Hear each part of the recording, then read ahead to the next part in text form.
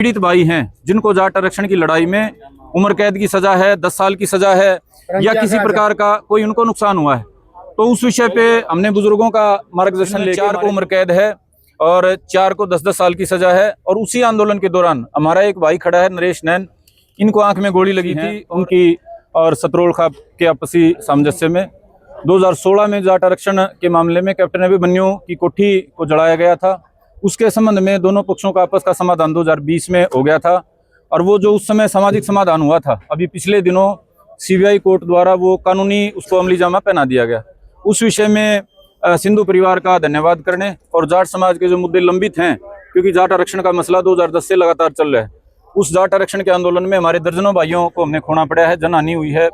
उसके अलावा बहुत सारे भाइयों को उम्र कैद की सजाएं हैं, बहुत सारे भाइयों का जीवन खराब हो चुका है, किसी को गोली है, किसी का कोई अंग भंग है। तो सिंधु परिवार को और सतरोल खाप को सम्मान देने के साथ साथ आज इस विषय पर चर्चा हुई। भाई हैं जिनको जाट आरक्षण की लड़ाई में उम्र कैद की सजा है, 10 साल की सजा है या किसी प्रकार का कोई उनको नुकसान हुआ है, तो उस विषय पे हमने बुजुर्गों का मार्गदर्शन लेके, बड़े बुजुर्ग हैं, सर्वजातीय सरोखाप युवा महापंचायत का गठन किया है, जिसका एकमात्र उद्देश्य ये है कि जो भी भाई जाट आरक्षण के संबंध में जेल में गया है, उस पर मुकदमे हैं, उसका किसी किस्म का शारीरिक नुकसान हुआ है, उनके संबंध में उनकी पैरवी की जाएगी। एक टीम बना के जाट समाज के जो नेता हैं उनसे मुलाकात करके जाट समाज के जो बुद्धिजीवी हैं, वकील हैं, उन सब का सामंजस्य लेके 2010 से लेकर 2026 के बीच में जिन भी भाइयों को जाट समाज के लिए किसी किस्म का नुकसान हुआ है, उनके नुकसान की भरपाई का प्रयास किया जाएगा। इसके साथ साथ और जो मुद्दे तत्कालिक बनेंगे, ये सरोखाप युवा महापंचायत जिसके अध्यक्ष भाई जितेंद्र क्रांति को चुना गया है, इनके संयोजन में ये पंचायत काम करेगी और मास्टर चंद्र प्रकाश जी के संरक्षण में पंचायत काम करेगी। मेरा नाम संदीप भारती है जी और मैं सर्वजातीय गणतांत्रिक परिवार और क्रांतिकारी जाट फेडरेशन का अध्यक्ष हूँ। कितने लोग हैं संदीप भाई जिनको मदद नहीं पहुंची, जो आज भी पीड़ित हैं, आज भी दुखी हैं? पुनिया साहब ताऊ और 25 तो यहाँ खड़े इकट्ठे, जिन पे अब तक मुकदमा चल रहा है। और बड़ी सजाओं की मैं बात करूं, हरियाणा में 4 भाइयों को उम्र कैद की सजा हुई है जाट आरक्षण में, 3 भाइयों को सिसा 2016 में हुई है और 2012 के एक मुकदमे में हमारे भाई सुमित मिर्चपुर को उम्र कैद हुई है और मिर्चपुर के 4 और भाइयों को 10-10 साल की सजा हुई है। ये तो है सजाएं।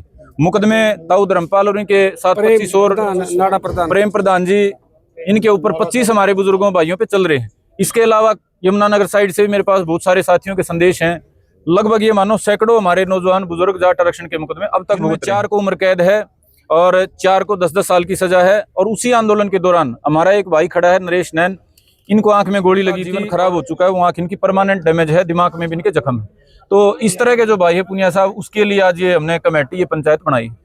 संदीप भाई, उस वक्त कुछ लोगों को राहत मिल गई थी, सरकार से बात हो गई, ऐसा क्यों हुआ? कुछ लोगों को राहत मिल गई और कुछ आज भी लटक रहे हैं। वो शायद जो उस समय के नेता थे उनकी सोच में फर्क होगा, या कहते हैं ना वो भेदभाव वाली बात होगी। उनको जो प्यारा लगा, जो अपना लगा, या जो अपनी आवाज को ज्यादा जोर से उठा पाया। क्योंकि ये जो भाई है नरेश, ये तो भाई अकेला घर का मेंबर था, इसको ये हो गया सुनता कोई है नहीं, करें क्या।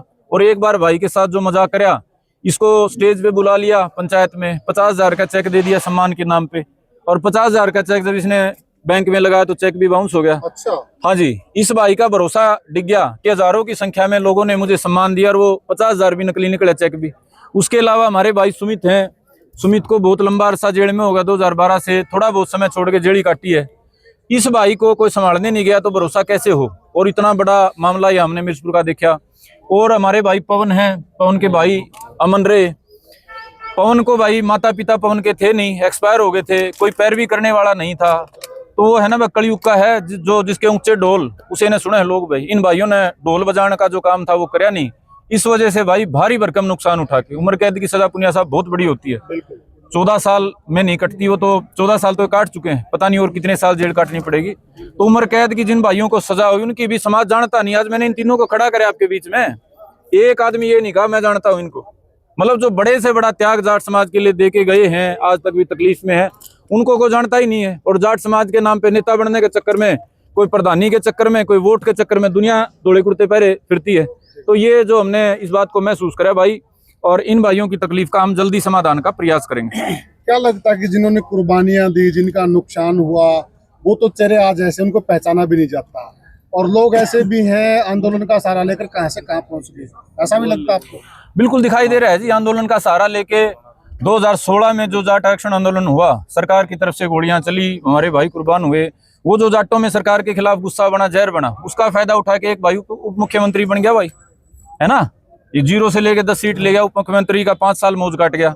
अब दोबारा से जो किसान आंदोलन हुआ उसमें सैकड़ों कुर्बानियां हुई, बहुत भारी नुकसान हुए, उसका फायदा लेके बिना मेहनत करे एक पार्टी को सरकार आने वाली थी, चलो किसी कारण से नहीं आई, लेकिन खुद बिना कुछ करे समाज की कुर्बानियों के दम पे हरियाणा में बहुत सारे लोगों ने अपनी राजनीति चमकाई है, बहुत सारे लोग विधायक सांसद बन गए हैं, बहुत सारों ने उप मुख्यमंत्री का पद पाया है। तो ये तो विडंबना है समाज की भाई। जो करने वाला है वो तो गुमनाम है, और जो ज्यादा जोर से नारे लगाने वाला है उसके पास सब कुछ है। एक चीज और समाचारों में बहुत ज्यादा आती है कि जो भी नेता हैं कभी वो किसी के गोद में जा बैठते, कभी किसी गोद में, ये सच्चाई है या नेताओं की छवि खराब करने की कोशिश है? देखिए पुनिया साहब, ये व्यक्तिगत मैं किसी आदमी का नाम लेके कहूँ तो अच्छा नहीं होगा, लेकिन जाट समाज के जो नेता बनते हैं उनको जाट वाला धर्म ही नहीं पता। जाट का धर्म होता है पहले अपने आप को मजबूत करना, फिर सराउंडिंग का जो समाज उसको साथ में लेके सबकी सुरक्षा रखवाले की बात करना।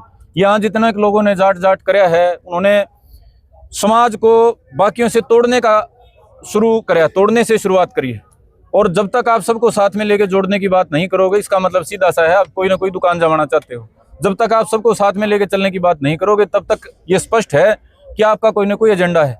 और दूसरी बात जो आपने कही कि वो कहीं ना कहीं जाके बैठ जाते हैं, उनको अंदाजा नहीं है, जाट समाज तो अपने आप नेता बना देता है। निस्वार्थ भाव से यदि सेवा करी जाए, संगठित और सूझबूझ के तरीके से काम कराया जाए, तो जाट तो सरकार बदलने की हिम्मत रखता है। लेकिन भाई वो छोटे लालच में डूब जाते हैं, छोटे लालच में कोई नेता थापी मार देता है, उतने में बह जाते हैं।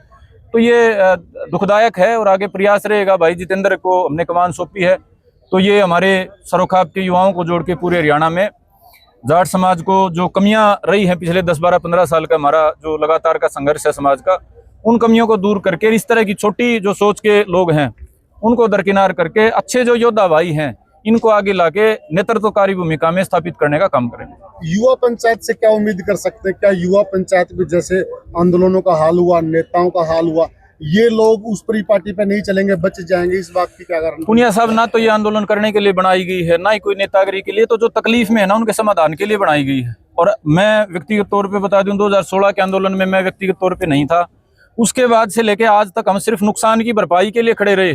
चाहे ये जो पीड़ित भाई हैं इनके लिए कहीं 2 पैसे का सहयोग जुटाने की बात हो, किसी के हाथ जोड़ के कानूनी पैरवी के लिए बात हो, कहीं इनके लिए और कोई सहयोग की बात हो, वही प्रयास रहा है। या जो लोग उसके जिम्मेदार थे 2016 की घटना के, जिन्होंने हरियाणा में जहर फैलाया था, चाहे उनको जवाब देने की, किसी तरीके का जवाब देने की बात हो, तो भाई हमने तो भाई ये मानो पीड़ा को खत्म करने का ही प्रयास किया है। कोई नई पीड़ा हम नहीं पैदा करना चाहते, कोई नया आंदोलन हम नहीं खड़ा करना चाहते।